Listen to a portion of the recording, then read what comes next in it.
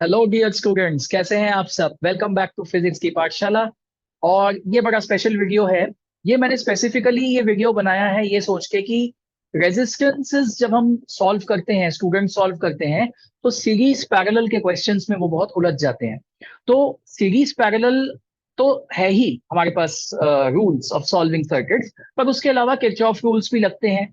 किसी किसी क्वेश्चन में सिमेट्री लगा के भी सर्किट हमारा सॉल्व हो जाता है, उसमें किरचॉफ रूल लगाने की जरूरत नहीं पड़ती। तो मैंने एक मिक्सचर ऑफ क्वेश्चन का कलेक्शन बनाया है, जिसमें थोड़ा इजी लेवल से स्टार्ट करके फिर धीरे धीरे डिफिकल्टी लेवल बढ़ाते जाएंगे। तो उन क्वेश्चंस में हम इक्विवेलेंट रेजिस्टेंस निकालेंगे कुछ सर्किट्स का। तो ये वीडियो उसी के ऊपर प्राइमरीली डेडिकेटेड है। तो विदाउट एनी डिले शुरू करते हैं हमारा ये वीडियो। तो पहला क्वेश्चन है क्वेश्चन नंबर 1। सब में प्राइमरीली यही रहेगा कि इक्विवेलेंट रेजिस्टेंस हम कैसे निकाल गए हैं। तो सबसे पहले पहला हमारा सर्किट है, हमने आर इक्विवेलेंट निकालना है बिटवीन ए एंड बी। दो पॉइंट्स हैं, तो सर्किट बना रहा हूं अब मैं। ए,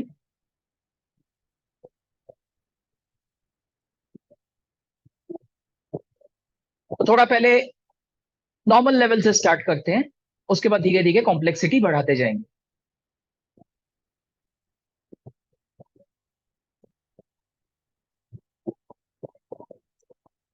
इनकी वो कर देते हैं पॉइंट ए एंड बी। तो ये दोनों मेरे एंड्स ए एंड बी हैं, और ये रेजिस्टेंसेस की वैल्यू है 4 ohm, 4 ohm, 4 ohm, this is 2 ohm, this is 3 ohm, and this is also 3 ohm. आपको ए एंड बी के बीच में इक्विवेलेंट निकालना है। तो इसमें हम क्या करते हैं, हम कभी भी स्टार्टिंग में यहां से स्टार्ट नहीं करते। मतलब इस 4 और इस 3 को लेके हम कुछ नहीं करेंगे। सबसे पहले हमने स्टार्ट करना है यहां से, इस 4 एंड इस 2 को लेके। इसका रीजन है बिकॉज आप सबसे एंड में देखिए, सबसे एंड में ये हमारी एक सिंगल वायर है। दैट मीन्स जो भी करंट इस 4 में से फ्लो होगा वही करंट इस 2 में से फ्लो होगा। दैट मीन्स ये वाला 4 और ये वाला 2 दे आर इन सीरीज। ठीक है। सीरीज और पैरेलल की क्या पहचान होती है? सीरीज में आपके दो रेजिस्टेंस अगर सीरीज में है, दो रेजिस्टर्स अगर सीरीज में है, उनके थ्रू करंट सेम जाता है। तो सेम वायर अगर है, कोई ब्रांचिंग नहीं है बीच में, तो सेम करंट जाएगा। तो that means this 4 and this 2 are in series. तो सीरीज में 4 + 2 हो गया आपका 6 ओम। ठीक। तो दैट मीन्स हम इसको बना सकते हैं ऐसे करके। ये हमारा बन गया एक सिंगल रेजिस्टेंस 6 ओम का। ये पार्ट सॉल्व हो गया। ठीक। अब देखिए यहां पे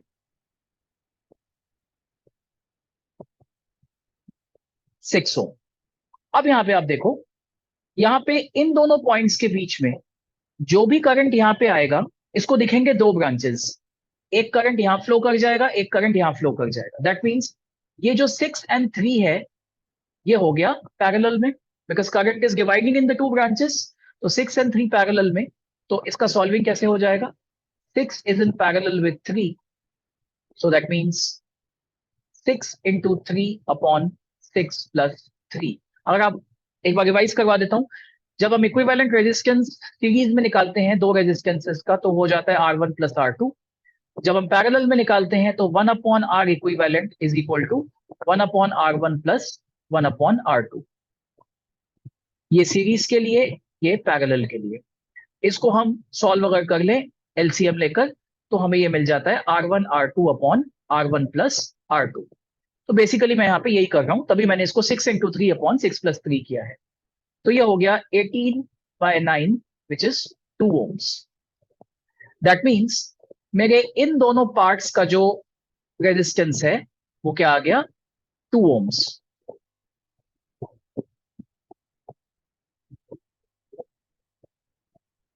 ठीक है। इन दोनों पार्ट्स का मेरा रेजिस्टेंस आ गया 2 ओम्स। ठीक, ये पार्ट सॉल्व हो गया। अब सेम देखिए, स्ट्रक्चर रिपीट हो रहा है। इस वाले ब्रांच में यहां से लेकर यहां तक 4 एंड 2 सीरीज में है, जो करंट यहां फ्लो कर रहा है वही करंट इस 2 में से भी फ्लो करेगा, और कोई ब्रांच बचा नहीं है। तो 4 + 2 अगेन इट बिकम्स 6। ठीक, तो ये 6 बन गया। ये 6 इस 3 के साथ पैरेलल में आ गया फिर से। ये जो 4 एंड 2 है ये 6 बन गया, और ये हमारे 3 के साथ पैरेलल में आ गया। ठीक, तो 6 एंड 3 का पैरेलल फिर से हमारे पास क्या आ जाएगा, 2।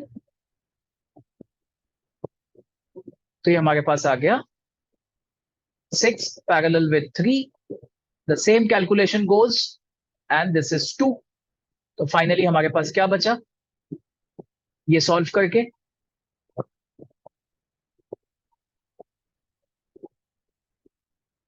ये हमारे पास 2 ओम रह गया। तो that means A and B के बीच में इक्विवेलेंट रेजिस्टेंस हो गया। अब देखो ए से शुरू करके बी तक ये एक ही ब्रांच रह गई, 4 and 2 are in series, 4 + 2 6 ohm, so 6 ohm is my final answer। तो ये काफी बिगिनर लेवल क्वेश्चन था, एक आपको सीरीज एंड पैरेलल का फील देने के लिए। तो अब बढ़ते हैं हम नेक्स्ट क्वेश्चन की तरफ।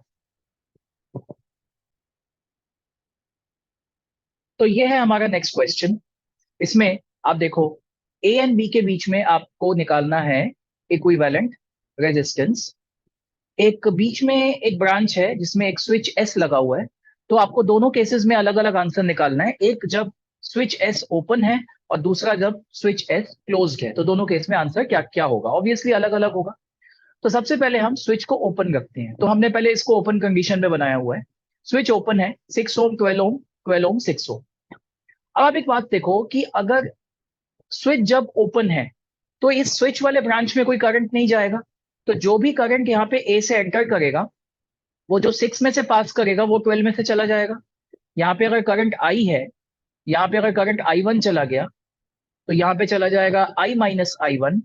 तो 12 में से I-I1 फ्लो करेगा, तो ये नीचे से आपके यही 6 में से भी फ्लो कर जाएगा। ऊपर वाले ब्रांच में जो 6 में से I1 फ्लो कर रहा है 12 में से भी वही I1 फ्लो करेगा, और ये यहाँ पे आके निकल, क्योंकि इस वाले ब्रांच में कोई करंट नहीं जाएगा जब ये स्विच ओपन है।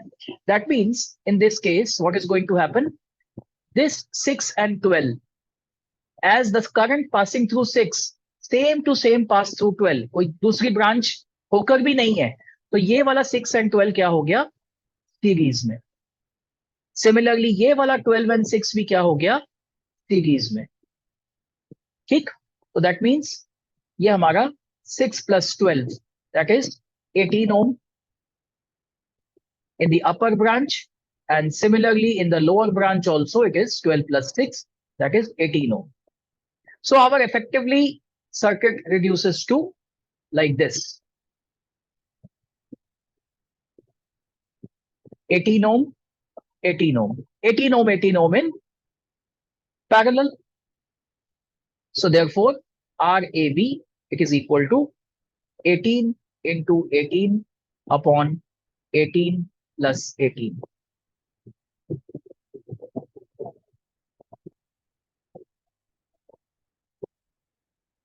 9 ohm is the answer. ठीक है बेटा, समझ में आया। अब हम स्विच को करेंगे क्लोज्ड। तो अब देखते हैं स्विच को क्लोज करने पे क्या होगा। तो स्विच को अगर मैं क्लोज कर दूं,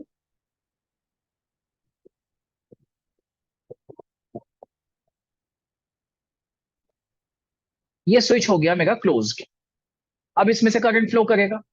अब मैं ये कह सकता हूं कि अगर मैं यहां पे इस पॉइंट को नाम दे दूं सी और इसको नाम दे दूं डी, तो इस सी एंड डी के बीच में कोई रेजिस्टर तो नहीं है।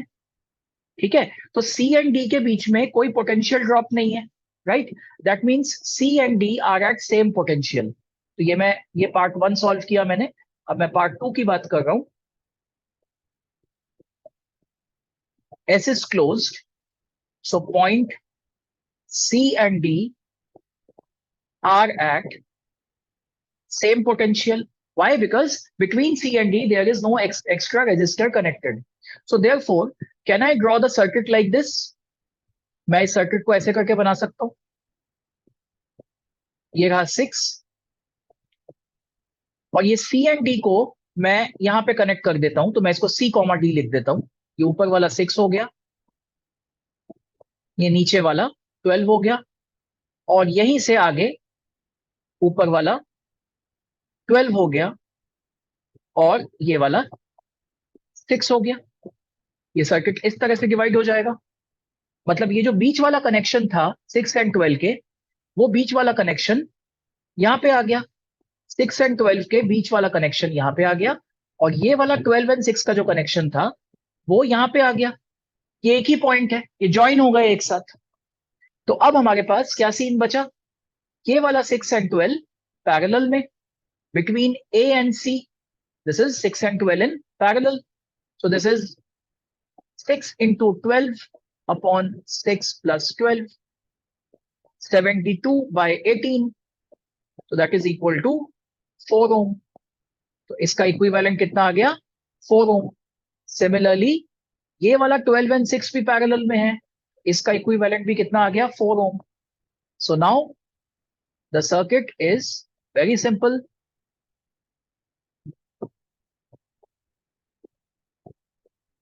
This is 4 ohm. This is 4 ohm. Extremely simple. This is in series now, 4 and 4. So RAB is 4 plus 4, that is 8 ohms is the answer. Okay, so this is the question number 2. I hope समझ में आया है आपको. Switch S close रहने पे क्या होगा और ओपन रहने पे क्या होगा. ये बोर्ड्स में आया हुआ क्वेश्चन है. अब बढ़ते हैं नेक्स्ट क्वेश्चन की तरफ. तो ये है हमारे पास थर्ड क्वेश्चन. आप देखो इसमें पॉइंट्स ए एंड बी के बीच में आपका 15 ओम ये रहा,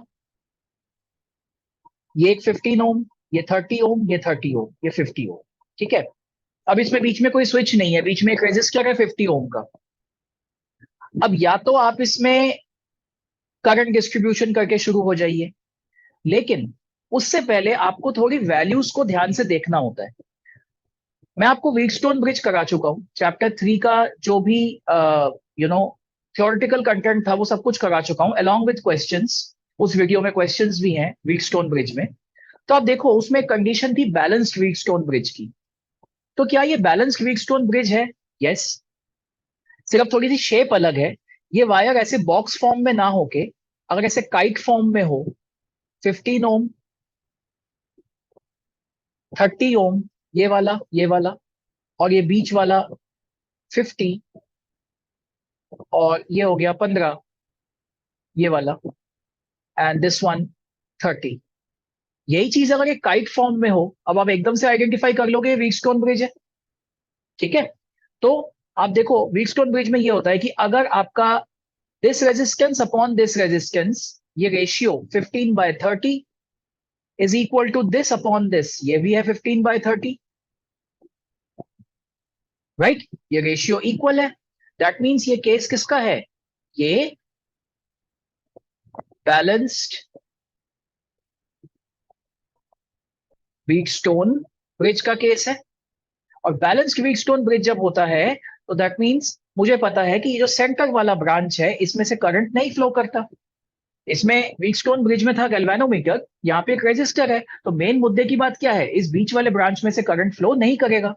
दैट मीन्स ये वाला ब्रांच मेरा नलीफाई हो जाएगा. This will be my nullified branch. That means क्या हो जाएगा? ये ब्रांच अगर नहीं है मेरे पास इफेक्टिवली, सो मेरा ये 15 और ये 15 they will come in series now, and ये वाला 30 एंड ये वाला 30 they will come in series now. जो करंट इसमें से फ्लो करेगा वही करंट इसमें से भी फ्लो करेगा. तो दैट मीन्स अपर ब्रांच में it will be 15 plus 15, 30 ohm. Lower branch में 30 plus 30, 60 ओम. एंड देन ये हो गया 30 टोटल, ये हो गया 60. अब very easy, this 30 and 60 are in parallel. जो करंट यहां पे आया वो इस ब्रांच में और इस ब्रांच में डिवाइड हो गया, तो 30 एंड 60 पैरेलल में है. सो आपका जो RAB है effective resistance, that is 30 into 60 upon 30 plus 60, that is 1800 upon 90. 180 by 9, that is 20 ohms is the answer. तो ये एक हमारा बैलेंस्ड वीटस्टोन का हो गया। अगर ये बैलेंस ना होता तो तब हमें करंट डिस्ट्रीब्यूशन करके इसके अंदर किरचॉफ्स रूल्स लगाने पड़ते, तो वो वाले क्वेश्चंस भी आ गए हैं हमारे पास, तो उनको देखते हैं। बढ़ते हैं क्वेश्चन नंबर 4 की तरफ। तो ये हमारे पास है fourth question. Points A and B के बीच में ये सेट ऑफ रेजिस्टर्स हमें गिवन है, तो मुझे इसमें निकालना है कि effective resistance A and B के बीच में कितना है। देख के अगेन लग रहा है व्हीटस्टोन ब्रिज जैसा है, व्हीटस्टोन ब्रिज तो है लेकिन बैलेंस्ड व्हीटस्टोन ब्रिज ये नहीं है, क्योंकि यहां पे ये 10 है, यहां पे ये 10 है, यहां पे ये 5 है, तो 10/5 इधर वाला रेशियो, और यहां पे देखो क्या है 5 और 10, ये सेंटर वाला हो गया, ये हो गया 5/10। So 10/5 is obviously not equal to 5/10। ठीक है, दैट मीन्स ये बैलेंस्ड व्हीटस्टोन ब्रिज का केस तो है नहीं। दैट मीन्स अब हमारा बैलेंस्ड व्हीटस्टोन ब्रिज लगा के हम इसको इजी वीजी नहीं कर सकते हैं। अब हमें इसमें करंट डिस्ट्रीब्यूशन बना के कुछ किरचॉफ रूल वूल लगाना पड़ेगा, या पोटेंशियल्स का डिफरेंस लगा के कुछ करना पड़ेगा, तो करते हैं इस चीज को। तो लेट सपोज यहां पे करंट डिस्ट्रीब्यूशन, आप ध्यान से देखना मैं यहां पे क्या कर रहा हूं।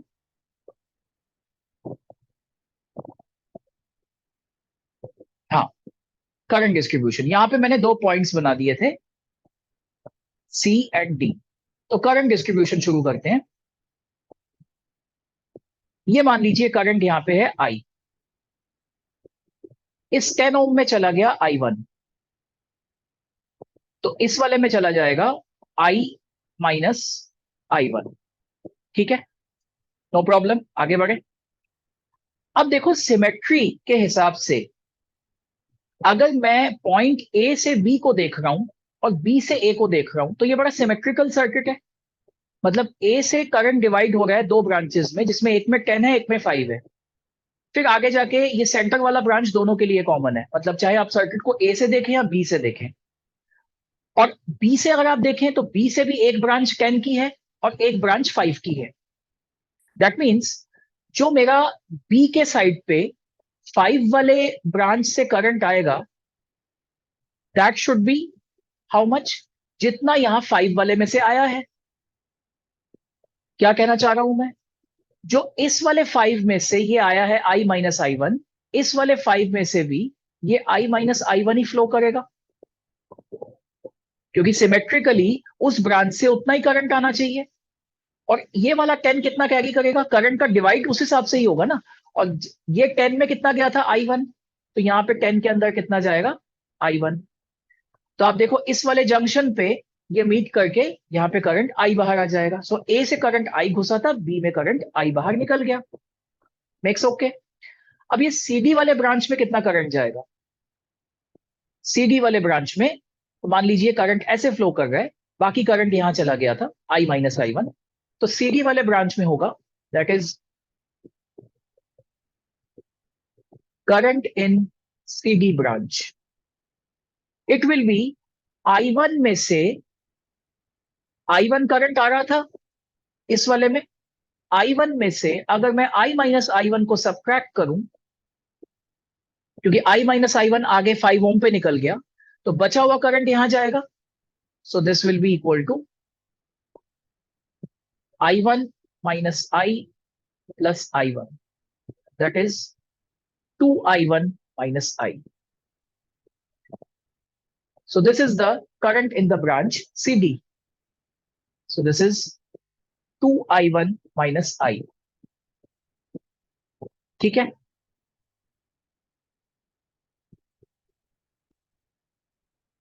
आ गया इतना हमारे पास। अब हम इसमें पोटेंशियल्स लगाएंगे। अब देखो मैं अगर लिखता हूं VA minus VB, potential difference between A and B, और आप इसे ऐसे लिख सकते हो that is VA minus VC plus VC minus VB। ठीक, तो आप इसे क्या कर सकते हो, देखो आप ध्यान से देखो, ए से लेके सी और सी से लेके बी, ये बाहर वाला जो ऊपर वाला लूप है, ए से सी और सी से बी, ऊपर वाला ब्रांच है, जो लूप नहीं branch.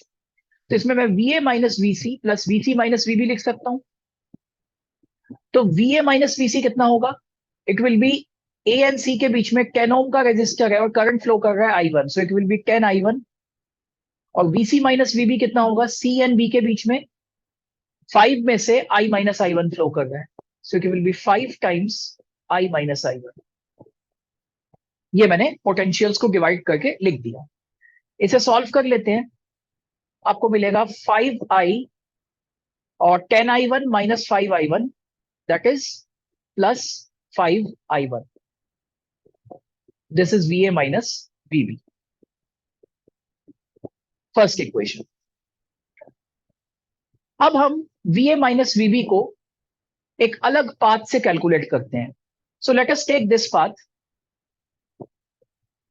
Path A C D B, मतलब मिडिल वाला ब्रांच होते हुए, A C D B, middle वाला ब्रांच होते हुए V A minus VB calculate करते हैं।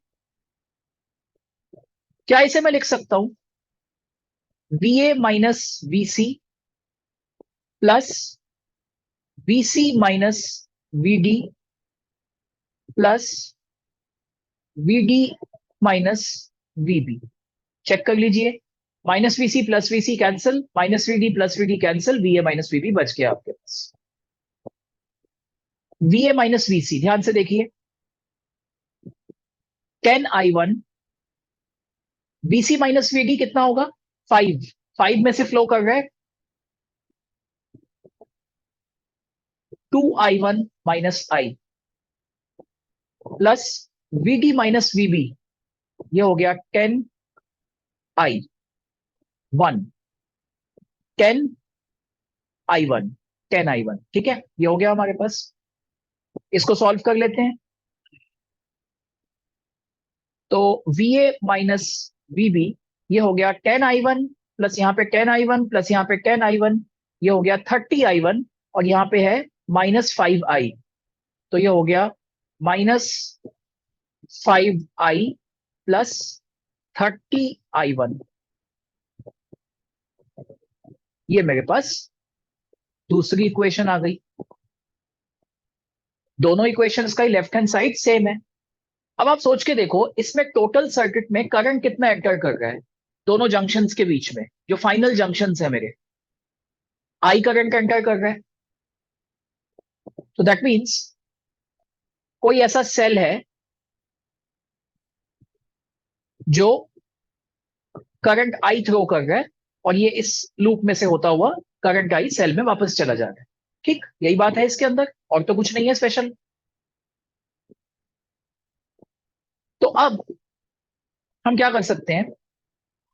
मुझे I1 तो वो करंट है जो एक पर्टिकुलर ब्रांच के अंदर गया था, तो I1 तो मेरा यहाँ पे ज्यादा इंपॉर्टेंस प्ले नहीं करता, तो मैं यहाँ पे I1 को एलिमिनेट करने की कोशिश करूंगा।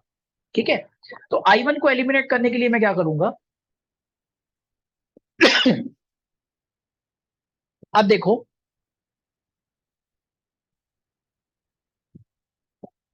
यहां पे इक्वेशन 1 में मेरे पास है 5i1, इक्वेशन 2 में है 30i1। तो मैं इक्वेशन 1 को multiply equation 1 by 6, we get 6 V A minus V B is equals to 30i1, 30i आएगा पहले, प्लस 30i1। अब मैं इस इक्वेशन से, मान लो मैं इसको इक्वेशन 3 कह देता हूं, इक्वेशन 3 से मैं इक्वेशन 2 को सबट्रैक्ट कर देता हूं, तो ये मेरे पास आ जाएगा V A minus V B is equal to minus 5i plus 30i1। Let us subtract these two equations. तो हमें क्या मिल गया यहां पर? It will be 5 V A minus V B 30 i1 cancel हो गया, ऑब्वियसली जिस काम के लिए हम कर रहे थे इसको, और 30 + 5 हो गया 35i। तो हमारे पास क्या मिल गया हमें, 5va - vb is equals to 35i, that is va - vb is equals to 7i, right. अब आप देखो, ये जो सेल है ये इस पूरे सर्किट को करंट सप्लाई कर रहा है, कितना टोटल करंट सप्लाई कर रहा है, आई। तो क्या मैं ये लिख सकता हूं, Va - Vb is equals to the total current supplied into the effective resistance AB के बीच का। मतलब इट इज लाइक, आपके पास ये सेल E है, ये करंट I सप्लाई कर रहा है, ये पॉइंट मेरा A है, ये मेरा इफेक्टिव रेजिस्टेंस है, ये मेरा पॉइंट B है, तो ये है मेरा RAB जो निकालने की हम खोज कर रहे हैं इतनी देर से, ठीक है। तो ये मेरा IRB के इक्वल है। दैट मीन्स अब मैं अगर इन दोनों को कंपेयर करूं, equation number 4 and equation number 5. So I get 7i is equals to IRAB. And we very nicely get our answer now. So RAB is 7 ohm. This is our answer. ठीक है, तो घबराइएगा नहीं इस क्वेश्चन को देखकर, practice कीजिएगा, ठीक है। इसको करने के और भी मेथड्स हो सकते हैं, आप इसमें, मैंने किरचॉफ रूल लगाया है इसमें, ठीक है। आप किरचॉफ रूल का लूप रूल लगा के लूप्स लेके भी कर सकते हैं, ठीक है। करंट का डिस्ट्रीब्यूशन, तो मैंने यहाँ पे सिमेट्री का इस्तेमाल किया है कि यहाँ पे अगर I1 करंट इसमें जा रहा है तो इस 10 में से, इस वाले 10 में से भी I1 फ्लो करेगा।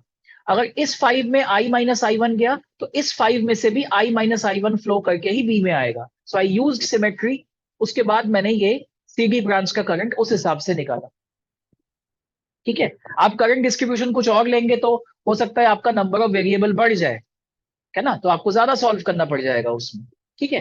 तो इस तरह से इसको करना है। तो अब बढ़ते हैं अपने नेक्स्ट क्वेश्चन की तरफ। तो ये देखिए स्टूडेंट्स, फिफ्थ क्वेश्चन, इसमें ए एंड सी के बीच में आपने इक्विवेलेंट रेजिस्टेंस निकालना है। तो अब शुरू करते हैं करंट डिस्ट्रीब्यूशन। ये आया करंट आई, मान लीजिए इस ब्रांच में चला गया I1, तो सिमेट्रिकली आप देखो कि नीचे का ब्रांच भी बिल्कुल एग्जैक्ट है, तो इसमें भी जाएगा I1। दैट मीन्स ये जो बीच वाला ब्रांच है इसमें कितना जाएगा, I - 2I1, इजंट इट। अब आप इस सर्किट को बिल्कुल वही सिमेट्रिकल व्यू पॉइंट से देखो, जैसे पिछला सर्किट मैंने समझाया। अगर आप ए से सी की तरफ देखते हो तो जो स्ट्रक्चर है सी से ए की तरफ भी वही स्ट्रक्चर है। दैट मीन्स जो करंट I1 यहां से आया है तो यही करंट I1 यहां से वापस आ जाना चाहिए, और यही करंट I1 यहां से वापस आ जाना चाहिए, चाहे इंटरनली किसी भी ब्रांच में कितना भी करंट गया हो, फाइनली यहां से I1 और यहां से I1 आ जाना चाहिए। मैं ये ऐसा नहीं कह पाता अगर मेरा ये वाला R ना होके कुछ और होता, R/2 होता, या R/3 होता, या 3R होता, कुछ भी होता, तब मैं ये नहीं कह पाता। पर क्योंकि ये दोनों तरफ से ये सिमेट्रिकल है, तो इसलिए I1 करंट अगर इधर R में से गया है तो इस R में से भी I1 ही वापस आएगा। तो दैट मीन्स इन दोनों में से I1 आ रहा है, दैट मीन्स इसमें से कितना पास करेगा, इसमें से ये I - 2I1 पास करेगा, जो इसमें से पास कर रहा था AO में से, वही OC में से पास करेगा। तो अगर ऐसा है, that means effectively, therefore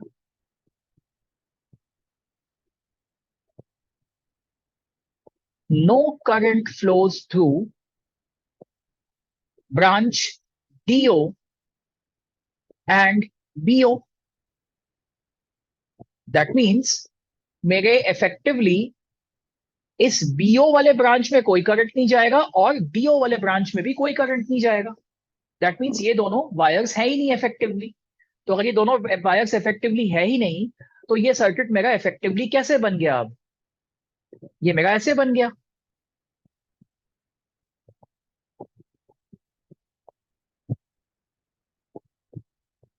centre वाला,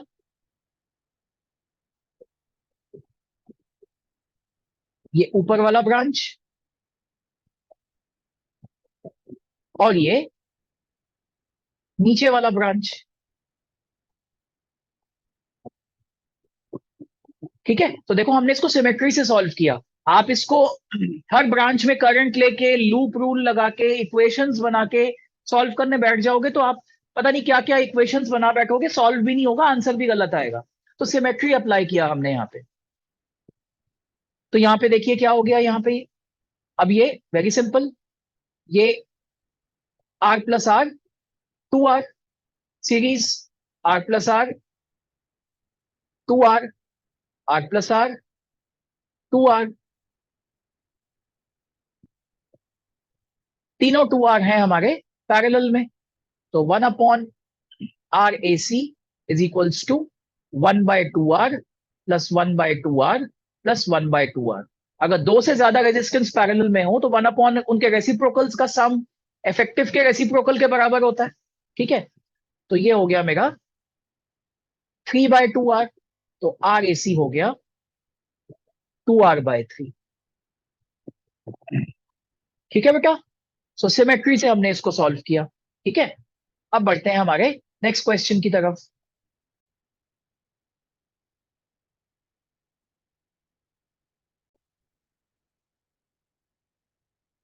तो ये है हमारा नेक्स्ट क्वेश्चन, क्वेश्चन नंबर 6। आप देख सकते हो क्यूब है।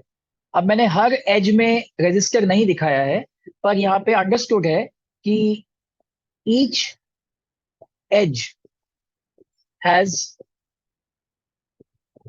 Resistance equal to R. कितने एजेस हैं? 12 एजेस हैं। ठीक है, तो टोटल 12 रेजिस्टेंसेस इसमें लगे हुए हैं। तो मैंने हर एज में ऐसे ऐसे करके वेवी फॉर्म में आर नहीं दिखाया है, वो अंडरस्टूड है। मुझे इफेक्टिव रेजिस्टेंस निकालना है पॉइंट ए एंड सी के बीच में, जिनको मैं फेस डायगोनल्स भी कह सकता हूं।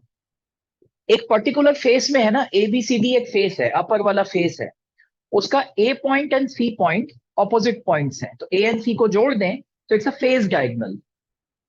अगर मैं ए से एफ को जोड़ दूं that will be called a body diagonal.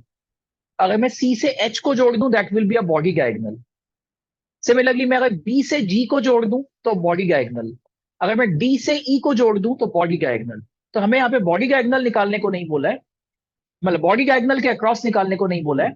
NCERT में एक क्वेश्चन है जिसमें बॉडी डायगोनल वाला है। ठीक है, वो मैंने क्लास में डिस्कस किया हुआ है। ए से अगर मैं एफ के बीच में इक्विवेलेंट रेजिस्टेंस निकालूं, that is being discussed in the class.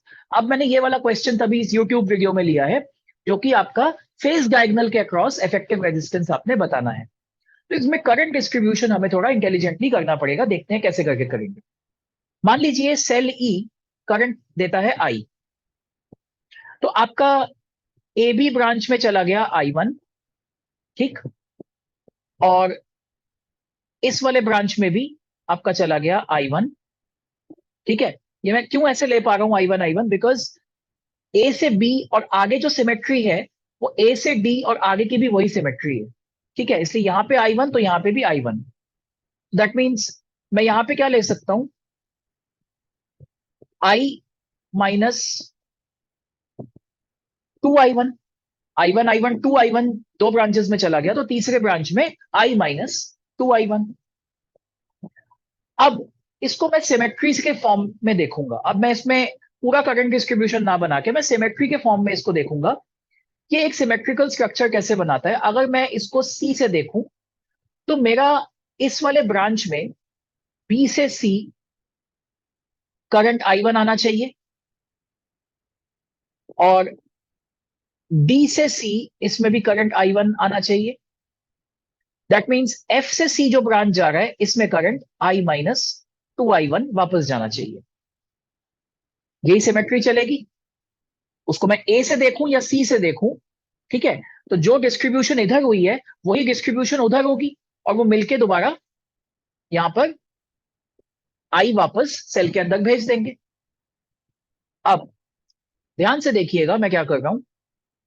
अगर मैं कहता हूं कि ए से बी मेरा करंट I1 है और बी से सी भी करंट I1 है, दैट मीन्स यहां जो जंक्शन पे बी से ई का एक ब्रांच है, ये वाला नीचे वाला जो वर्टिकल ये वाला ब्रांच है, इस ब्रांच में दैट मीन्स कोई करंट नहीं जाएगा।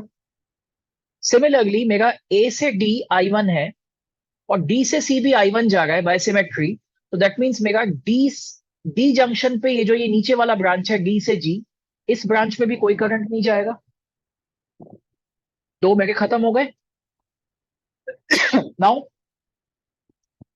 अब देखो ये जो नीचे वाला है ये ए से एच I-2I1, यहां पे इन दोनों में करंट बटेगा, एच से ई, और क्योंकि बी से ई कोई करंट नहीं जा रहा है तो ऑब्वियसली ई से बी भी कोई करंट नहीं जाएगा, वो ब्रांच मेरा है ही नहीं, तो ई से एफ करंट चला जाएगा और एच से जी करंट जाएगा और जी से एफ करंट जाएगा। और ऑब्वियसली इन दोनों पाथ का रेजिस्टेंस सेम है, H E plus E F, R plus R, 2R, H G and G F resistance 2R, तो बराबर रेजिस्टेंस है दोनों पाथ में, तो इनमें करंट भी इक्वली बटेगा। दैट मीन्स करंट इक्वली बटेगा मतलब जो करंट ए एच से आ रहा था वो इक्वली बटेगा। ये हो जाएगा I-2I1/2, ये करंट इसमें से फ्लो करेगा। एंड सिमिलरली इसमें भी यही करंट फ्लो करेगा, I-2I1/2, and the same current will flow here also। ठीक, अब आप इसको देखिए कि ये सर्किट आप इसको रेजिस्टेंस के फॉर्म में भी सॉल्व कर सकते हैं, सीरीज पैरेलल लगा के भी हो जाएगा, पर किरचॉफ रूल लगाने की एक बार प्रैक्टिस हो जाएगी तो हम इसमें किरचॉफ रूल लगा के एक बार कर लेते हैं, बाकी रेजिस्टेंस के फॉर्म में भी करके आपको दिखा दूंगा एक बार, क्योंकि अब हमारी कंप्लेक्सिटी सर्किट की खत्म हो गई है सिमेट्री लगाकर। तो अब मैं इसमें लूप लेता हूं A B C and EMF E, ये बाहर वाला ए बी सी और ये बाहर वाला। ठीक, तो इसमें क्या हो जाएगा, हर एज में रेजिस्टेंस है स्मॉल आर, याद रखिएगा, तो हो जाएगा I1R यहां पर प्लस ये वाला plus I1R is equals to E, that is 2I1R is equals to E. This is my first equation. अब मैं लूप ले लेता हूं ये नीचे वाला थोड़ा लंबे वाला, AHGFCE,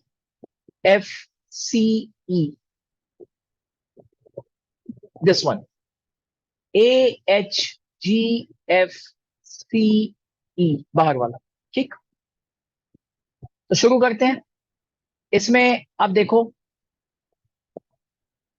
AH और FC इन दोनों में पोटेंशियल्स कितना होगा, I-2I1 times R, I-2I1 times R, इसमें भी इतना होगा इसमें भी इतना होगा, और ये सारा एक ही उसमें जाएगा, तो इन दोनों को ऐड करके मुझे पहले दो टर्म्स क्या मिल जाएंगे, 2, मतलब ट्वाइस कर देंगे, इन दोनों का सम हो जाएगा ना, I-2I1 टाइम्स R। ये मैंने ट्वाइस क्यों किया, ये एक कंट्रीब्यूशन AH से आ रहा है और एक कंट्रीब्यूशन FC से आ रहा है, तो इसका डबल हो गया। ठीक, अब HG एंड GF, HG का क्या सीन रहेगा, HG एंड GF दोनों का ही क्या सीन रहेगा, I-2I1/2, ये मेरा करंट है इनटू रेजिस्टेंस, ये पोटेंशियल है मेरा, ये पोटेंशियल मेरा इसके थ्रू भी आएगा और इसके थ्रू भी आएगा, और ये दोनों मेरे ऐड होंगे, तो दैट मींस ये मेरा दोनों ऐड हो जाएंगे, तो इट विल बी, दो है ना HG एंड GF, तो ये भी ट्वाइस, एंड I-2I1/2 ये हो गया करंट टाइम्स रेजिस्टेंस। ठीक है, तो इन दोनों में मैंने किसका इंक्लूड कर दिया, AH का, AH का एंड FC का, और इन दोनों में मैंने किसका इंक्लूड कर दिया, एच जी का एंड जी एफ का, ठीक, प्लस करके लिख दिया, मतलब चार अलग अलग लिखता फिर ऐड करके यही लिखता, right. This is equal to E, जो जो कटता है उसको काटते हैं, ये कट गया जी हमारा। अब हमारे पास क्या बचा,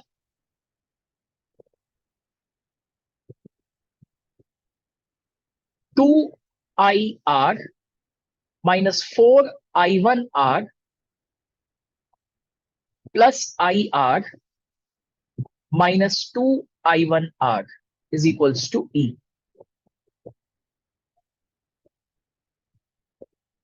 So this is 3IR minus 6I1R is equals to E. अब देखो इक्वेशन नंबर 1 में मेरा 2I1R E के इक्वल है, अगर मैं इसको 3 से मल्टीप्लाई कर दूं तो मुझे मिल जाएगा 6I1R is equals to thrice E, isn't it? तो मैं अब क्या करूंगा, 3IR माइनस 6I1R को मैं लिख दूंगा thrice E is equals to E, so this will be 3IR is equals to 4E। अब आप देखो मैं E को ऐसा लिख सकता हूं ना, RAC टाइम्स I, मतलब ये पूरे बात की एक बात कि जो मेरा इक्विवेलेंट है बेसिकली वो पॉइंट A एंड C के बीच में ये है RAC, और ये मेरा E लगा हुआ है। सर्किट ने कितना करंट दिया, सेल ने कितना करंट दिया, आई, ये इस पूरे नेटवर्क में से पास किया और आई सेल में वापस आ गया, यही चीज है ना। तो इसलिए मैं ई को RAC टाइम्स आई लिख सकता हूं, राइट। तो मेरा यहां से आई आई कैंसिल हो जाएगा, तो मेरा आंसर आ गया RAC इज 3R/4। मेरा आंसर आ गया 3R/4। तो ये आपका सॉल्व हो गया, ये मैंने किरचॉफ रूल लगा के सॉल्व किया। तो आपको अगर किरचॉफ रूल से घबराहट होती है तो वैसे होनी नहीं चाहिए, क्योंकि किरचॉफ रूल सिलेबस में है, क्वेश्चंस आ सकते हैं। तो आप इस क्वेश्चन को सिमेट्री लगाने के बाद नॉर्मली भी सॉल्व कर सकते हैं। तो क्या आप करेंगे उसके लिए,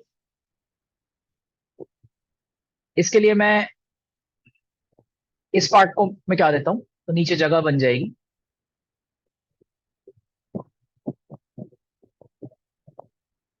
इसके लिए आप क्या कर सकते हैं, आपका ये बीई और डीजी ब्रांच तो रहा नहीं, तो ये वाला ब्रांच हम मिटा देते हैं यहां से,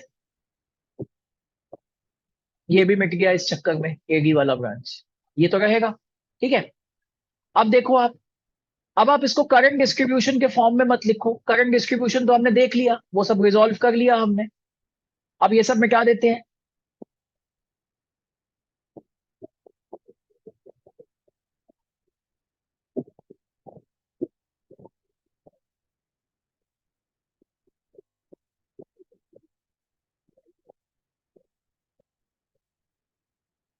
हाँ जी, तो अब it is like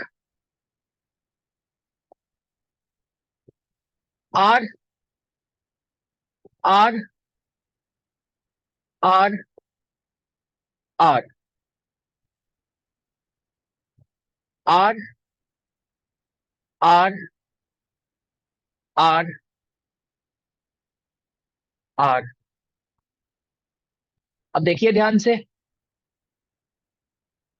HEF HEF R+R 2R, HGF R+R 2R। अब between H and F, between H and F आपके एक ब्रांच में रेजिस्टेंस है 2R, दूसरे ब्रांच में भी रेजिस्टेंस है 2R, 2R किसमें है, पैरेलल में। तो 2R into 2R upon 2R plus 2R, 4R square by 4R, that is R। That means मेरा इफेक्टिवली H एंड F के बीच में एक ब्रांच बचा जिसका रेजिस्टेंस रह गया R। ठीक है, और अब देखो आप, A एंड H के बीच में एक रेजिस्टेंस है, ये मैं यहां बनाना भूल गया इसको, ये भी R है, ये भी R है, ये भी तो एक ब्रांच था ना। अब देखो मेरे पास A H F C, इसमें कितना रेजिस्टेंस हो गया, R plus R plus R, एक ही तो ब्रांच है ना सीरीज में।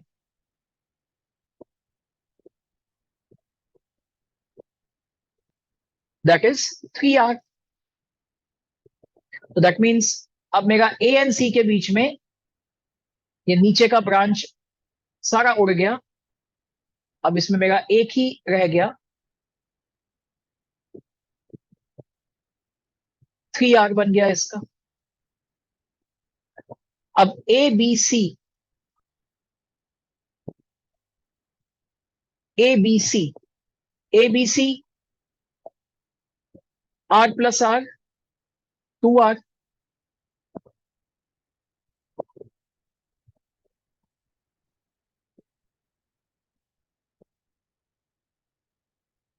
ए डी सी,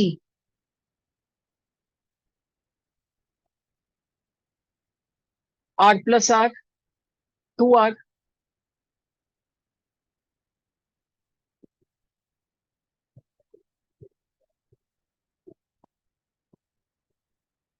ठीक है, तो अब ए एंड सी के बीच में जो इफेक्टिव रेजिस्टेंस हमें निकालना था वो क्या रह गया, तीन ब्रांचेस रह गए, 2R एंड 3R। तो ये कितना हो गया, 1/RAC is 1/3R plus 1/2R plus 1/2R, LCM 6R, 2 plus 3 plus 3, that is 8/6R।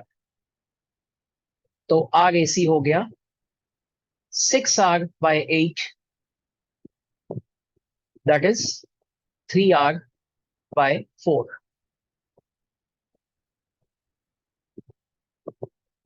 तो ये हम सिमेट्री लगाने के बाद, सिमेट्री लगाने के बाद कि वो आ, इधर वाले जो वर्टिकल ब्रांचेस थे उनमें करंट नहीं जाएगा, इधर वाला और उधर वाला, ठीक है, तो इनमें हम फिर रेजिस्टेंस का ये लगा के भी निकाल सकते हैं, और इसको किरचॉफ रूल से भी ऐसे करके निकाल सकते हैं।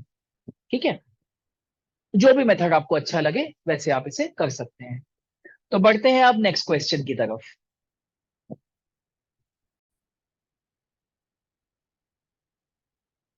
तो ये रहा हमारा नेक्स्ट क्वेश्चन, इनफाइनाइट लैडर वाला, बहुत इंपॉर्टेंट क्वेश्चन है, ये एंट्रेंस एग्जामिनेशंस में भी आया हुआ है, पहले एनसीईआरटी में भी था। तो इस क्वेश्चन को देखते हैं, पॉइंट ए एंड बी के बीच में इक्विवेलेंट रेजिस्टेंस निकालना है, दैट इज आपको आर ए बी निकालना है। ये स्ट्रक्चर बना हुआ है, नोटिस कीजिए, एक रेजिस्टेंस ऊपर है, एक रेजिस्टेंस ऐसे वर्टिकली साइड में है, फिर एक ऊपर है, फिर वर्टिकली साइड में, फिर ऊपर, फिर वर्टिकली साइड में, और ये पैटर्न इंफिनिटी तक कंटिन्यू हो रहा है, कंटिन्यूड टिल इंफिनिटी। तो आपको बताना है ए एंड बी के बीच में इफेक्टिव रेजिस्टेंस क्या है। तो जो कॉन्सेप्ट इसमें लगेगा, तो सबसे पहले हम मान लेंगे कि let effective resistance is equal to R, that is R A C जो है, ए बी, ए बी वो आर के इक्वल है। पहले ही हमने इसको एक वेरिएबल मान लिया, ठीक। अब कॉन्सेप्ट ये लगना है कि इस इनफाइनाइट स्ट्रक्चर में से अगर एक स्ट्रक्चर हटा दिया जाए तो वो इस इनफाइनाइट स्ट्रक्चर को इफेक्ट नहीं करेगा. It's like a ladder. अगर कोई सीढ़ी है, वर्टिकल सीढ़ी आपने किसी वॉल के साथ खड़ी की है, और मैं कहूं कि उस सीढ़ी में जो वो बैम्बू की सीढ़ी होती है उसमें इनफाइनाइट नंबर ऑफ स्टेप्स हैं, तो आप सोचिए उसमें से अगर आप एक स्टेप गायब कर दें, टॉप से ही मान लीजिए एक स्टेप आप गायब कर दें, तो क्या वो उसके इफेक्टिव लेंथ में कोई चेंज लेके आएगा? नहीं, बिकॉज वो इनफाइनाइट लेंथ का है. इट्स लाइक समुंदर से एक बाल्टी पानी निकाल लेना. तो एक इनफाइनाइट लेंथ की चीज में से आप अगर एक स्ट्रक्चर हटा दें तो वो कोई उसमें इफेक्ट नहीं डालने वाला. ठीक है, तो यही कॉन्सेप्ट इसमें लगना है. तो मैं कहूंगा कि अगर मैं इस इनफाइनाइट सिस्टम में से ये पहले वाला सिस्टम ये पहले वाला सिस्टम देखो, ये पार्ट रिपीट हो रहा है. ये एक हॉराइजॉन्टल और एक वर्टिकल, यही स्ट्रक्चर रिपीट हो रहा है. तो मैं अगर एक स्ट्रक्चर इसमें से हटा लूं तो मेरा यहां से लेकर यहां तक, मैं अगर इन दोनों पॉइंट्स को नाम दे दूं सी और इस पॉइंट को नाम दे दूं सी डी, तो मेरा जो इक्विवेलेंट रेजिस्टेंस होगा सी एंड डी के बीच में वो ए एंड बी के बराबर ही होगा. That is R C D will be technically equal to R A B only. Because दोनों में फर्क क्या है? दोनों में एक स्ट्रक्चर का ही तो फर्क है ना. सीडी वाले में ये लेफ्ट साइड वाला एक स्ट्रक्चर ही तो ऑमिट हो गया, तो कोई डिफरेंस नहीं लेके आएगा. बस यही कंसेप्ट इसके अंदर यूज होना है. तो करते हैं इसको. तो हम इसको मैं लिख देता हूं यहां पर. That is as ladder is infinite, the removal of one such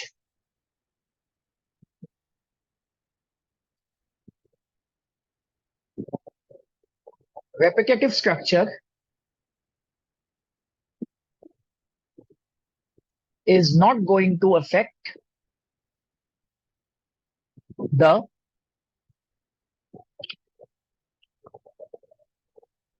total resistance R, and therefore RCD is equals to RAB. So therefore our circuit now looks like this. AB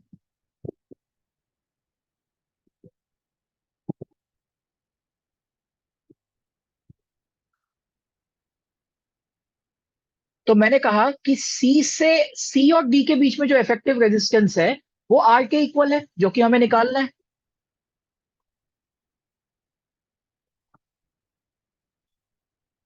तो ये मेरा बन गया आर. मतलब पहले वाले structure को छोड़ के बाकी वाला स्ट्रक्चर जो है वो पहले को लेकर जो था वो वही मीनिंग है उसका. तो उसका इफेक्टिव कितना हो गया? आर. तो इस ब्रांच का टोटल बन गया आर हमारे पास. अब ए एंड बी के बीच में भी इफेक्टिव रेजिस्टेंस आर ही है. तो that means your R A B. अब आप ध्यान से देखो, यहां पे इसको सॉल्व करना बहुत आसान है. ये छोटा आर और बड़ा आर ये पैरेलल में, और उसके बाद जो इनका इफेक्टिव कॉम्बिनेशन है वो इस आर के साथ सीरीज में. ये कॉम्बिनेशन पैरेलल में और ये वाला कॉम्बिनेशन इसके साथ सीरीज में. दैट मीन्स ये हो गया मेरे पास, ये पैरेलल वाला हो गया आर आर अपॉन में आर प्लस आर. ये पैरेलल वाला हो गया और सीरीज के साथ ये वाला छोटा आर ऐड हो जाएगा. This is equal to R A B. And R A B is nothing but capital R only.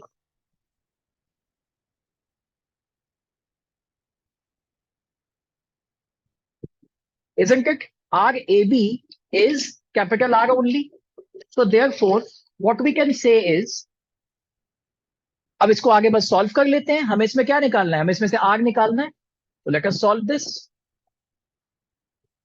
मैं इसे लिख सकता हूं R minus R is R upon R plus R. So this is R square minus R square is equals to R R. बहुत बार R R R आ रहा है ना, एक मूवी आई थी आर आर आर, है ना, ब्लॉकबस्टर हिट है। दो ही आ रहे हैं यहाँ पे, तीन आर नहीं है। तो अच्छा, बाय द वे, अभी दिल्ली में ये जून का महीना है, गर्मी बहुत पड़ी हुई है, तो ये मेरा वर्चुअल बैकग्राउंड है, आप ये मत सोचिएगा मैं गोवा में बैठा हुआ हूँ। ठीक है, टी शर्ट भी मैंने गोवा वाली पहनी हुई है, बट ठीक है। बट ये वर्चुअल बैकग्राउंड है, I think you can make this out. Okay, तो यहाँ पे आप देखो, इसको सॉल्व करते हैं। So this is R square minus R R minus R square is equals to 0। Now this is a quadratic in capital R. आप इसे क्वाड्रेटिक इन स्मॉल आर भी ले सकते हैं, लेकिन हम स्मॉल आर तो नहीं निकाल रहे ना, हम यहाँ पे कैपिटल आर निकाल रहे हैं। तो हमें इसको इक्वेशन को सॉल्व करना है कैपिटल आर को वेरिएबल मानते हुए। तो I will consider this as a quadratic in capital R. So the roots are, अब क्वाड्रेटिक के रूट्स आई होप आप भूले नहीं है। क्वाड्रेटिक के रूट्स होते हैं, अगर A X square plus B X plus C is equals to 0 है, तो हम एक डिस्क्रिमिनेंट निकालते हैं which is under root of B square minus 4ac। ये क्लास 10th का क्वाड्रेटिक इक्वेशन है। और उसके बाद जो मेरे रूट्स हैं वो हो जाते हैं roots x is equals to minus B plus minus under root of D upon 2a। तो क्योंकि क्वाड्रेटिक इक्वेशन है, तो आपके पावर यहाँ पे 2 है, तो इसके दो रूट्स निकलते हैं। ठीक है, तो हम यहाँ पे अब इसको देखेंगे कैसे निकलेगा। सेम फॉर्मूला लगाएंगे, तो ये मेरा आर जो है ये क्या बन जाएगा,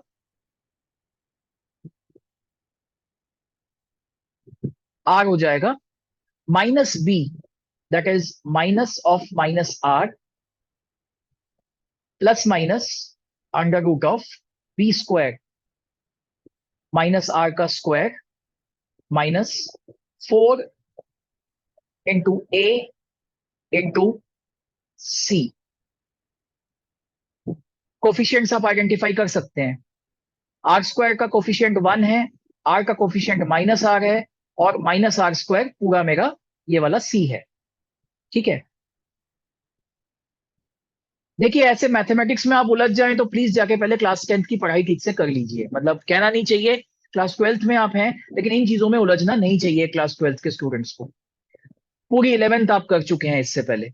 अपॉन में 2a, 2 इंटू ए क्या है, कोफिशियंट आर स्क्वायर का जो कि है 1। तो ये हो जाएगा आर प्लस माइनस, ये हो गया R square plus 4r square, that is under root of 5r square by 2। तो ये हो गया R plus minus √5r by 2। So this is R 1 plus minus √5/2। तो कायदे से मैथमेटिक्स कहता है कि इसके दो रूट हैं, लेकिन आप सोच के देखो, √5 2 से बड़ा होता है, √4 होता है 2, तो √5 इज समथिंग 2.23।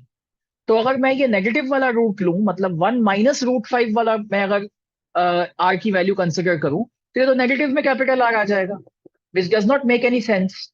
ठीक है, सो देयरफॉर ये वाला पार्ट में क्या रहा हूं मैं,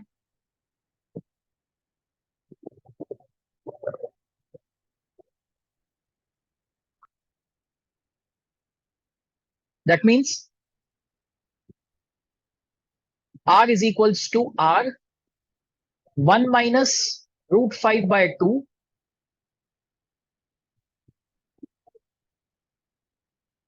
doesn't make practical sense, as 1 minus √5 is negative, obviously.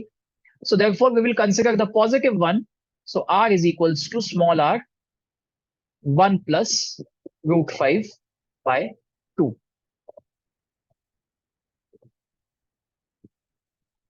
That's my answer. Obviously small R के टर्म्स में ही आंसर आएगा। ठीक है, तो ये हो गया हमारा 7th क्वेश्चन। आगे बढ़ते हैं।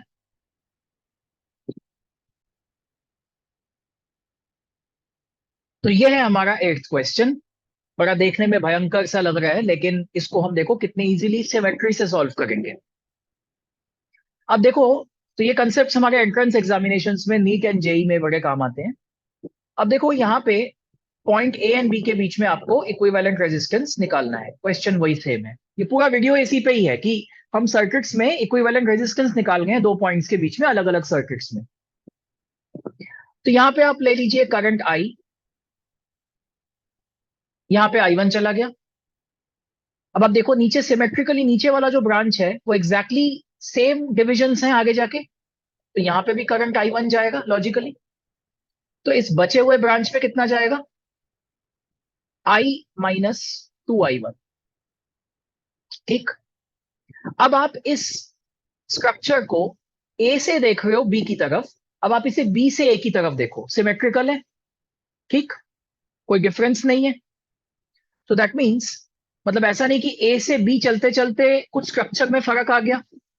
ठीक है, तो बी से ए की तरफ भी स्ट्रक्चर सिमिलर है। दैट मीन्स मेरा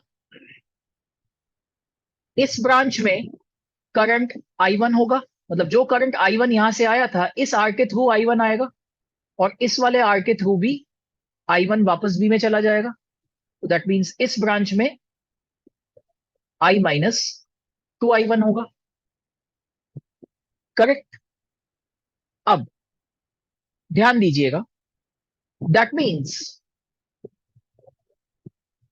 ये जो जंक्शन है मेरा सेंटर वाला, ये जो सेंटर वाला मेरा जंक्शन है, तो आप देखो जो करंट मेरा आई वन ऊपर वाले ब्रांच से आया वही आई वन मेरा यहां चला गया। ठीक, अब जो करंट मेरा I minus two I one middle वाले ब्रांच में से आया वही मेरा आगे निकल गया। दैट मीन्स यहां पे ये जो जंक्शन है, इस जंक्शन पे ये अटैचमेंट है ही नहीं। ये अटैचमेंट यहाँ पे ये जो ये दो जोड़ रखे हैं, that is this one, this one, this one and this one, इनको जो यहाँ पे जोड़ रखा है इस जंक्शन पे, ये वाला अटैचमेंट यहाँ पे है ही नहीं। ठीक है, यहाँ पे हम इन चार आर्स को नलीफाई नहीं कर देंगे, यहाँ पे ये वाला अटैचमेंट टूट जाएगा। ठीक है, बिकॉज उन ब्रांचेस में से कुछ जा ही नहीं रहा है, वो वाला अटैचमेंट टूट जाएगा। सो देयरफॉर हम ये कह सकते हैं इस सर्किट को थोड़ा सा कैसे रीड्रॉ किया जा सकता है, जस्ट उस अटैचमेंट को हम तोड़ देंगे। तो ये सर्किट मेरा ऐसा दिखेगा। ए, ये वाला आर,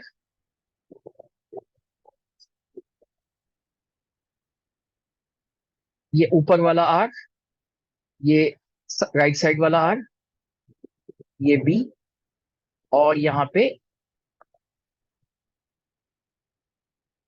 ये वाला, और ये सेंटर वाला ऐसे, ऐसे,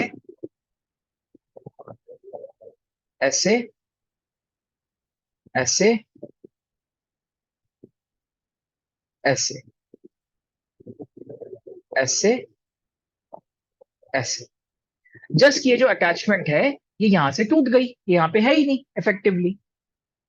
आर, आर, आर, आर, ये सारे आर हैं मेरे।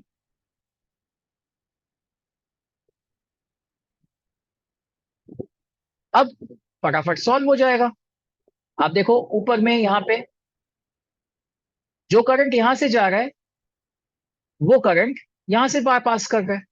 ठीक है, मतलब इसका नीचे वाले से कोई लेना देना नहीं है, ये जंक्शन ही टूट गया। तो दैट मीन्स ये दोनों आर मेरे किस में हो गए? सीरीज में हो गए। ठीक, तो ये टू आर बन गए। तो ये मेरे क्या बन गए? ये मेरे दो अनमोल रतन आर प्लस आर मिलके टू आर बन गए। सिमिलरली ये भी R plus R two R बन गए बेटा।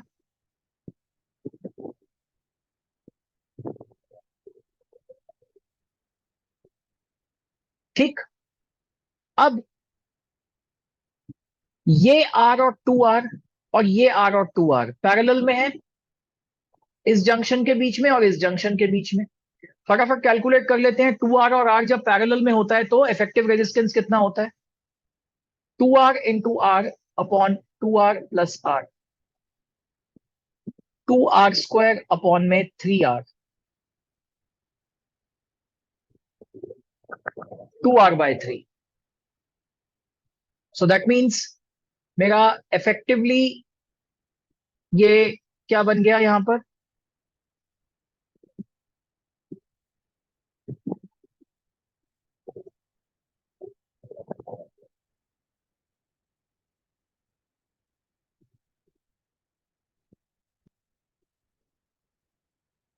ये मेरा बन गया बेटा 2R बाय 3, और ये बन गया बेटा मेरा 2R बाय 3।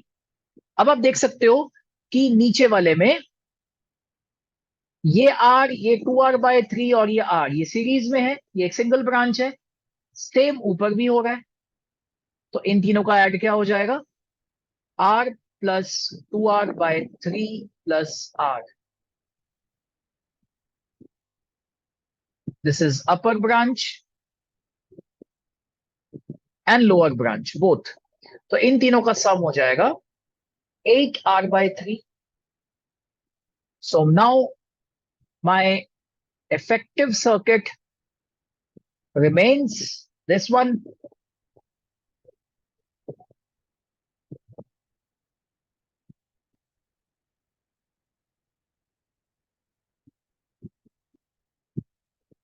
ये ऊपर वाला हो गया 8R बाय 3, ये बीच वाला R प्लस R 2R, और ये नीचे वाला भी 8R बाय 3। तो बस ये तीनों रेजिस्टेंस मेरे हो गए किसमें? पैरेलल में। That means 1 upon R A B it is equal to 1 by 2R plus 1 upon 8R by 3, that is 3 by 8R plus 3 by 8R। Solve कर लेते हैं। 8R, 4 प्लस 3 प्लस 3, न्यूमरेटर बन गया 10, 10 बाय 8R। कई students इतनी मेहनत कर लेते हैं, सब कुछ बढ़िया से कर लेते हैं, लास्ट में आकर कई ब्राइट स्टूडेंट्स ऐसे होते हैं, लास्ट में आकर ये रेसिप्रोकल करना भूल जाते हैं और सारा गड़बड़ कर बैठते हैं। ठीक है, मतलब गड़बड़ तो नहीं, उसमें आधा ही नंबर कटता है, पर आधे नंबर भी क्यों कटवाने हैं? अगर आपको 100 में से 100 लाना है फिजिक्स में, तो आप ऐसी गलतियां अफोर्ड नहीं कर सकते। तो आपका आर ए बी हो गया 8R/10। और पता है ये गलतियां कब होती हैं?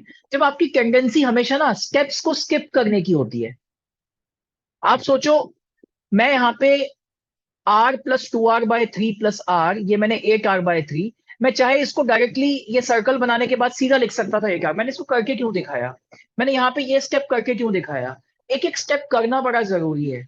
आप ये भी ये आदत डालिए, मैं टीचर होके जब आज ये चीज करता हूं, तो आप स्टूडेंट होके ये चीज क्यों नहीं करते हैं? आपके अंदर क्यों इतना लेजीनेस है कि हम इसको माइंड में कर लेंगे? माइंड में करने के चक्कर में आप गलती कर बैठते हैं, मिस आउट कर बैठते हैं। तो ये आपका हो गया 8R/10 which is 4R/5। So please थोड़ा सा ध्यान से कीजिएगा और सिमेट्री का यूज करके देखिए कितने सारे क्वेश्चंस हमने आज सिमेट्री से सॉल्व किए। ये वाला क्वेश्चन, ये तो इनफाइनाइट लैडर वाला था, ये वाला भी सिमेट्री से किया था, ये क्यूब का क्वेश्चन था ओरिजिनली, ये वाला भी सिमेट्री से सॉल्व किया हमने। हमने ये वाला भी सिमेट्री से किया है, ये वाला भी स्टोन ब्रिज का था, ये सिंपल था स्विच ओपन क्लोज का, ये सिंपल सीरीज पैरेलल का था। ठीक है, तो अब बढ़ते हैं हम अपने नेक्स्ट क्वेश्चन की तरफ। अब जो क्वेश्चंस आने वाले हैं वो थोड़े से ट्रिकी हैं, वो है बड़े सिंपल मजेदार हैं, पर थोड़े ट्रिकी हैं। ट्रिकी इन द सेंस थोड़ा out of the box thinking required उसमें होती है। ठीक है, तो उसको करते हैं। तो देखिए इस क्वेश्चन को, क्वेश्चन नंबर 9। एक सर्कल बना हुआ है और सेंटर है एक, सेंटर नहीं भी हो तो भी कोई बात नहीं है, एक ऐसी पॉइंट है, इस पॉइंट से एक रेजिस्टेंस आर है जो पॉइंट ए तक गया है, और सरकमफेरेंस पे एक रैंडम पॉइंट है पॉइंट बी, और ये जो इस पॉइंट से, ये बीच वाले पॉइंट से ये तीन रेजिस्टेंसेस गए हैं आर आर एंड आर, इनके ऑपोजिट एंड सरकमफेरेंस पे जुड़े हुए हैं। तो आप ये बात सोच के देखो कि दैट मीन्स अगर मैं इस पॉइंट को सी कहूं, इसको डी कहूं और इसको ई कहूं, तीन पॉइंट्स के नाम दे दिए मैंने, तो सी एंड डी के बीच में कोई दूसरा रेजिस्टेंस नहीं है, खाली वायर है। डी एंड ई के बीच में भी कोई दूसरा रेजिस्टेंस नहीं है, खाली वायर है। और C D E and B, तो मुझे इसमें फाइनली निकालना क्या है, मुझे आर ए बी निकालना है। तो C D E and B all are at same potential, ये सारे सेम पोटेंशियल पे हैं। तो दैट मीन्स मैं इन सबके पॉइंट्स को इकट्ठे जोड़ सकता हूं। तो मैं, ये रहा मेरा पॉइंट बी, और मैं यहां पे सी कॉमा डी कॉमा ई सबको इकट्ठे एक पॉइंट बना दूं, और यहां से मेरे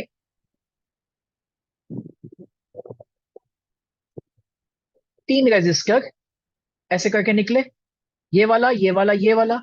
इन तीनों का जो कॉमन पॉइंट है सी डी ई मैंने इकट्ठे जोड़ दिए, और इन तीनों का जो ऑपोजिट वाला पॉइंट है वो कहां जुड़ गए, वो एक कॉमन पॉइंट पे जुड़ गए। इसको आप पॉइंट ओ कह दीजिए, ये, और ओ से ए एक और रेजिस्टेंस आर ये वाला लगा हुआ है।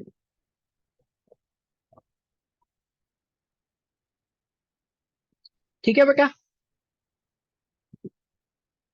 तो देखो कैसे करके एक सर्कल का स्ट्रक्चर कैसे करके सीरीज पैरेलल में कन्वर्ट हो गया। तो now it is very easy, अब 2 मिनट भी नहीं लगेंगे इसको करने में। ये तीन हो गए पैरेलल में, इनका इफेक्टिव हो गया R/3, और ये है मेरा R। सो मेरा इफेक्टिव रेजिस्टेंस ए बी हो गया R/3 प्लस R, R/3 और R सीरीज में हो गए ना, तो ये हो गया मेरा 4R/3। This is my answer. ठीक है। क्वेश्चंस बड़े सिंपल हैं, थोड़े से ट्रिकी हैं, बस थोड़ा ध्यान से इनको कॉन्सेप्ट ध्यान रखना है कि कैसे करके इसको करना है। अगला क्वेश्चन ये वाला, एक सर्कल जैसा स्ट्रक्चर है, ये रहा आर आर आर आर। पर ध्यान से देखिए, अगर ये वायर्स एसी, सीबी, एडी और डीबी, अगर ये सर्कल्स ना होकर अगर ये सीधी सीधी लाइनें होती, तो ये व्हीटस्टोन ब्रिज ही तो है। अगर ये ऐसे कर्व्ड ना होके सीधी लाइनें होती तो उससे कोई फर्क नहीं पड़ता ना, तो ये व्हीटस्टोन ब्रिज ही तो बन जाता। अब देखना पड़ेगा बैलेंस्ड है कि नहीं। हाँ बैलेंस्ड भी है, एकदम से दिख गया। R upon R is equal to R upon R, ये 1, ये 2, ये 3, ये 4, तो 1/2 इज इक्वल टू 3/4। तो ये बैलेंस व्हीटस्टोन ब्रिज हो गया, ये रेशियो बराबर है। दैट मीन्स ये जो मेरा बीच वाला ब्रांच है ये नलिफाई हो गया, this middle branch is nullified, and therefore it is nullified. So therefore अब क्या हो जाएगा मेरा, ये वाला, हाँ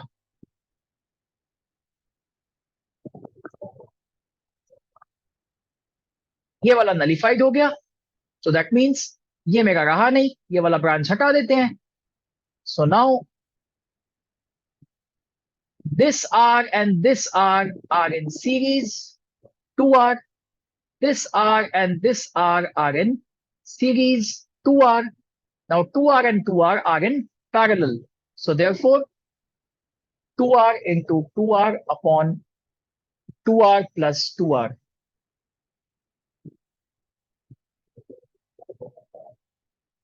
R. So therefore RAB is equals to R. ठीक है, ये हो गया। हमारे पास। Now moving on to next question. So here is our next question and this will be the last question for the video. ठीक है, आज दिमाग बहुत वो हो गया है ना, नहीं बड़े सारे क्वेश्चंस हो गए आज। तो इस क्वेश्चन को देखते हैं ध्यान से। देखो इसमें क्या हो जाएगा, आपका ए एंड बी के बीच में इफेक्टिव रेजिस्टेंस निकालना है। ध्यान दो यहां पे पॉइंट ए बीच में है, सेंटर ही मान लो बीच में है, और ये पॉइंट बी जो है वो सरकमफरेंस पे है। और इन चारों रेजिस्टेंसेस का जो दूसरा वाला एंड है वो सरकमफरेंस पे जुड़ा हुआ है। तो दैट मीन्स मैं अगर इसका इफेक्टिव सर्किट बनाना चाहूं तो ऐसा बना सकता हूं ना, ये रहा पॉइंट बी, और पॉइंट बी से मेरे चार रेजिस्टेंसेस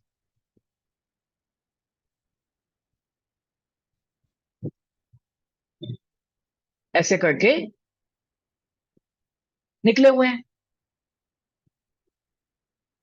इन चारों रेजिस्टेंसेस का जो ये वाला कॉमन पॉइंट है, this this this and this, चाहे पिछले क्वेश्चन की तरह इसको नाम दे दीजिए, कोई दिक्कत नहीं है, सी डी ई एफ।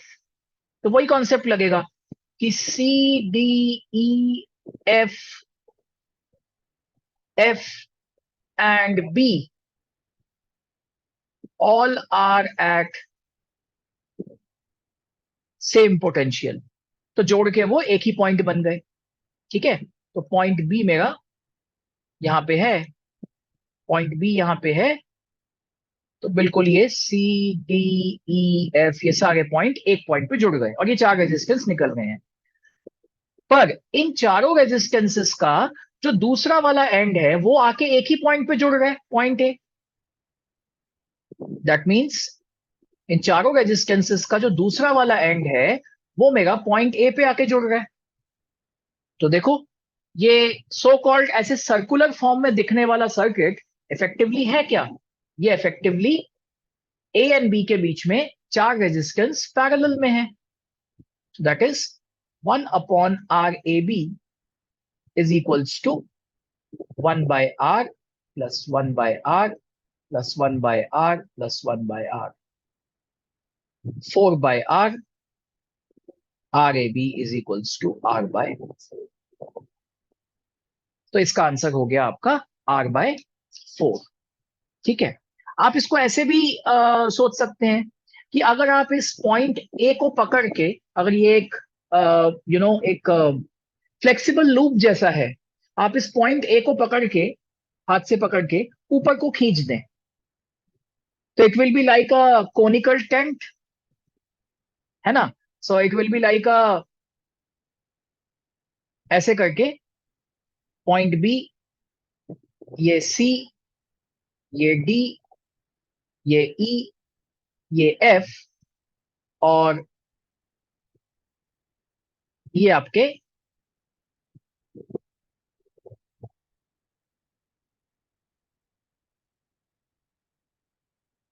ऐसे करके हो जाएगा।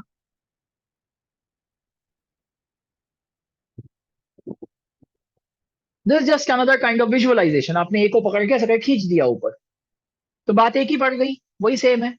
ये B C D E F सारे एक ही सर्कल पे हैं और यहाँ पे कोई रेजिस्टेंस नीचे नहीं है, तो सारे एक ही पोटेंशियल पे हो गए, तो ये चारों आर आपके पैरेलल में हो गए। Answer is R by 4। ऐसे भी आप इसको विजुअलाइज कर सकते हैं।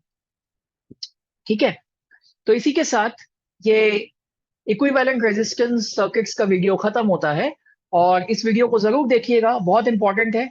इसमें मैंने ऐसे इंपॉर्टेंट ये क्वेश्चंस डिस्कस करे हैं जो आपके एंट्रेंस के लिए भी काम आएंगे। ठीक है, और बोर्ड्स के लिए तो ये मोर देन सफिशियंट है। ठीक है, तो अगर आपने ये वाले क्वेश्चंस कर लिए तो आप कोई भी रेजिस्टेंस का नेटवर्क सॉल्व कर सकते हैं, कोई भी किरचॉफ लॉ का आप सॉल्व कर सकते हैं। ठीक है, तो प्रैक्टिस कीजिए, है ना, ध्यान से पढ़ना पड़ेगा। तो इसी तरह से, और करंट इलेक्ट्रिसिटी के पिछले तीनों वीडियोस देख लीजिएगा पहले, उसके बाद इस वीडियो पे आइएगा। ठीक है, उन 3 वीडियोस में करंट इलेक्ट्रिसिटी का कंटेंट खत्म हो चुका है, और ये वीडियो मैंने अलग से बनाया रेजिस्टेंस नेटवर्क्स निकालने के लिए। ठीक है, चलिए, तो फिजिक्स की पाठशाला में पढ़ते गइए। अब जो अगली वीडियो आने वाली है वो नया चैप्टर स्टार्ट होगा, that will be chapter 4, magnetic effects of current. So that I will be uploading in few days. Okay. Thank you so much. Bye bye. Take care. Enjoy your holidays and study physics in physics की पाठशाला. Thank you so much. Bye bye बच्चों. Take care.